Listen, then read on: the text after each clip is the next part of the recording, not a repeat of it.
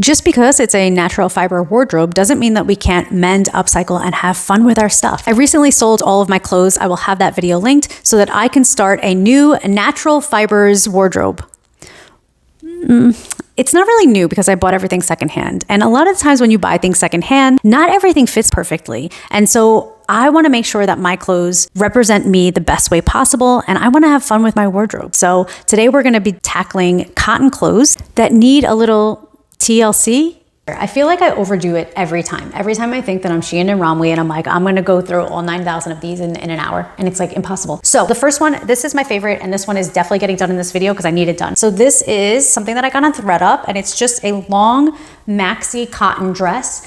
And I thought when I got it, it was gonna be more of like a duster, and it was gonna be an open front that you can close if you want to, but that's not the case. So it has like a knot here, and that's where it closes.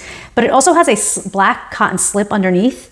So my goal for this is just to remove this black cotton slip and turn this into a duster that can be worn as a dress if I decide to wear the slip underneath it. So I just want this slip to be optional because I want to be able to wear this as like a statement top with pants. Does that make sense? It does. I know it does. This is a shirt that I got a long time ago. I've worn it in a few videos, but there's two, like, I guess bleach stains on the back, and it is a little big on me. So I think what I'm gonna do is take it in at the bleach stains. So get the bleach stains off of it. These are two shirts that were my grandma's. They're just not my size, nice and cotton. And I think I just wanna take them in to be my size. And they're really pretty colors too. We have this purple and we have this green, and they're the same. They're just long sleeve shirts. This dress I recently dyed. I'll have that video linked in my dyeing clothes with tea, and I love the color that it came out. I feel like it's really nice on my complexion, but I do want to just kind of shorten this one a little bit, maybe take it in. This I purchased on Poshmark, and no fault to the seller because when it's like this, you can't tell, but there's a huge hole in the armpit that you can only tell when you put it on because the fabric stretches. It's very hard to see otherwise. So this one's just gonna be a quick little mend of this humongo hole that's here. This I got on ThredUp, and I think it's so cute. It's just a little big on me throughout the body. And so we're just gonna take that in. This one is just a jacket that I was going to sell because I don't know the material, but then I was like, nope, my outerwear, I could wear it because it's outerwear, but I did realize that there's a hole in the sleeve. Let's jump right into this. I like to start with what I always perceive is the easiest so that I can get a flow going. And what I did here was I tried to mimic the exact stitch that was in the jacket. And then after about 2 stitches, I was like, this is ridiculous. Why am I doing this? And I found, I turned the jacket inside out, and I found on the inside that there were 2 seams that were basically separated. And I was like, oh, I could just sew them together from the back way. And that is exactly what I did. So I just turned the jacket inside out, and I just sewed the 2 seams together so that the rip would be closed, and that is it. The upcycles get more fun and interesting as we go, but if you're enjoying this video so far, please do like and subscribe because the internet is a vast place, and if you don't, you might never see me again. I absolutely love this jacket. I feel like it would be such a mess if I got rid of it. And this is, you can see the hole is no longer there, and that's where the hole was, my little before and after.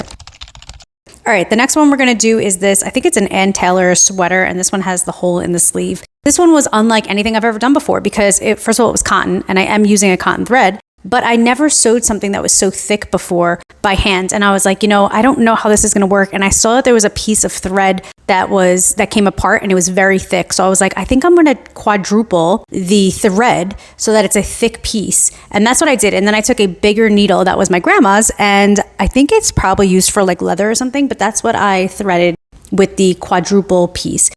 This is something I always do. I go back in the piece. I don't know if you could see what I just did there.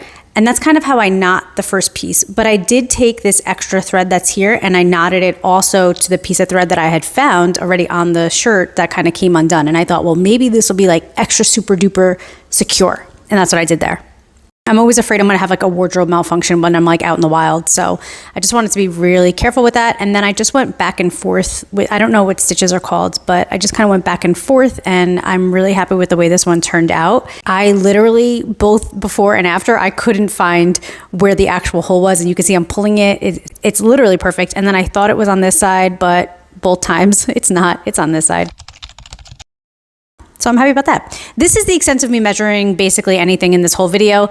I noticed that for this dress, I could just take up the straps, and I was like, if I take up these straps, it might help with not only the length, because I don't want to ruin the hem, but it also might help with the fit of the whole top because it's just a little big on top. And I thought, I'm not going to cut anything. I'm just going to sew it down like this. And that's how I measured because both of the sides of the neck were the same. And so I just double lapped them. I probably should have measured this because it was slightly tight on my neck, but because I didn't cut anything, if I ever want to take this out, I can. So I thought that that was a really cool fix there. And you can't tell, I sewed all the way around the top. I sewed all the way around the sides, all the way around the bottom. And I tried not to go through the other side of it. I tried only to go on the lining so that you wouldn't see it on the other side, because as close as a match that I got with this thread, it's not 100% because this dress was dyed with tea, and so it does have a unique color, but overall I'm really happy with the way this one turned out and I'm really excited to show you. And then I just wanted to make sure that this still clasped at the neck because it needs to clasp, and it does. And as you can see on the other side, you really don't see anything, and the inside is on the neck, and this is what it looks like. I feel like this took this dress from like very ill-fitting to perfect, and it, like I said, it also helped with the length. And if I ever wanted to, I could take it out, which I don't want to, but I'm really happy with the way this one turned out.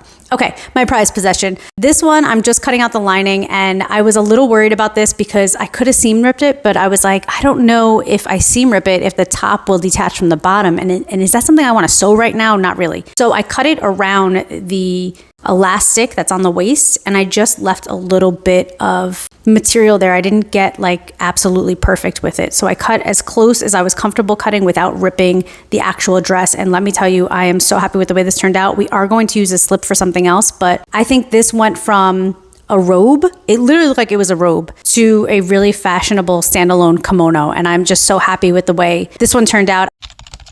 I did, this is the way I plan on wearing it, but I was like, let me try other ways too. And then I put on a linen collar shirt underneath, and I just feel like I'm in the wizarding world. Like, I just feel like I am a teacher at Hogwarts. Is that what it's called? Hogwarts? Why does that sound so weird in my head? Whatever, it's not important. Okay, this is the last one of this video. And so I just started from the elastic waist and I started pinning up. And then I wanted the sleeves to come in too because the sleeves were way too big, but I still wanted them to bell out at the end. So I pinned it so that I was taking in the sleeve, but then I also like narrowed it down at the end so that it belled out. And then everything we do to one side, I do to the other. I didn't take any measurements for this. I just kind of eyeballed it, but I started with the sleeve. So as you can see, this is where I'm saying like, I started from like the outside of the bell. So it's so hard for me to explain, but I did do a zigzag stitch with this. And then, we start and then we do a back stitch. And then I kind of just really controlled this in the machine. I was dragging my feet about this one because I was just like, oh, I don't know if this is going to be like really hard to do,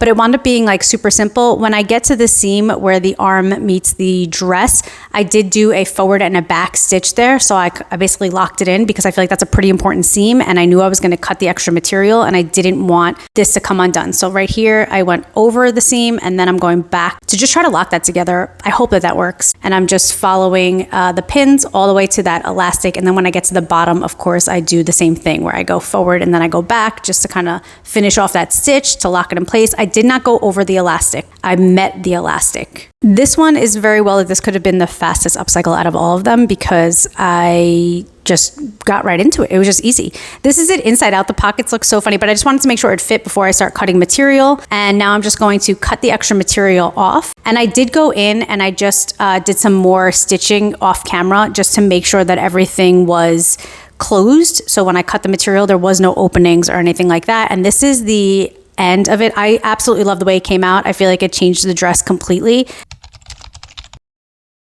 And it was just a little upcycle. Also, I changed my hair. So I'll have a video on that pretty soon. Bye.